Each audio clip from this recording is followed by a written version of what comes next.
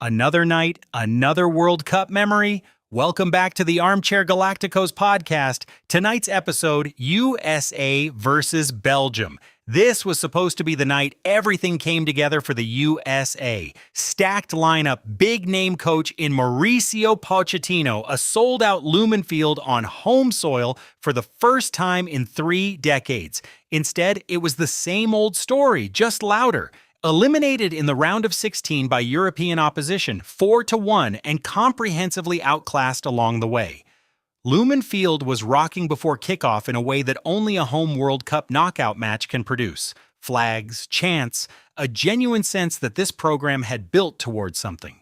Belgium, ranked 9th in the world, didn't wait around to puncture it. Charles de Ketelaere scored inside 9 minutes off a sequence of American turnovers and defensive lapses that set the tone early. The USA actually responded well for a moment. Malik Tillman, scoring from a free kick for the second consecutive match, saw his shot deflect past Thibaut Courtois to make it 1-1. Lumen Field got loud. It didn't last. 61 seconds later, de Ketelaere headed in his second of the night, and by halftime it was clear which team was actually the better side.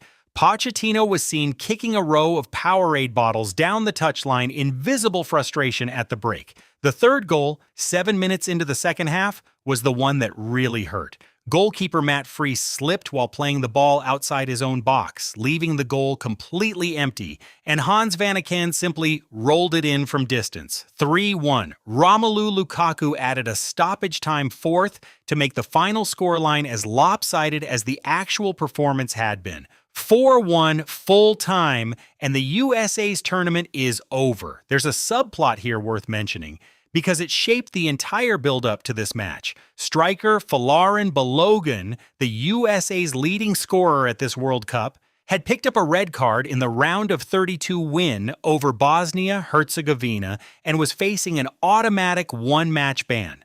The day before this game, a FIFA disciplinary panel took the unusual step of delaying that suspension by a year, clearing Balogun to play. A decision that came after reports that President Trump had personally phoned FIFA President Gianni Infantino about the red card. Belgium's federation said it would formally protest Balogun's inclusion in the lineup. In the end, none of it mattered competitively. Balogun played, and the USA lost by 3 goals anyway. Pochettino didn't try to spin it afterward. He said, quote, "Today we didn't show our real quality," and quote, "From the beginning, we didn't connect with the game." Both true.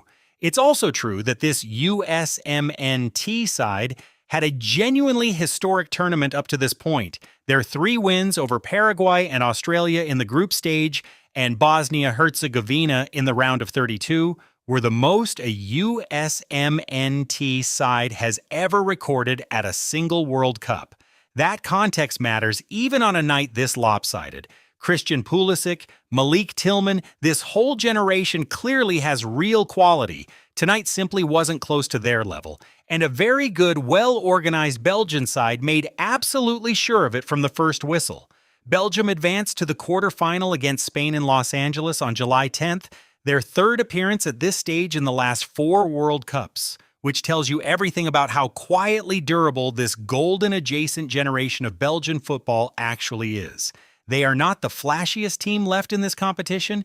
They are simply, repeatedly, still here when it matters, and that record speaks for itself far more than any hype cycle ever could. The couch predicted USA 1, Belgium 2.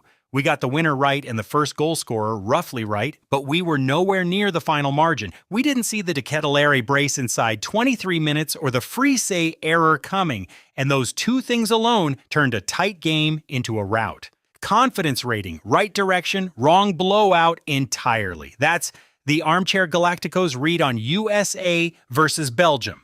The couch is signing off, right about some of it, wrong about most of it, same as always.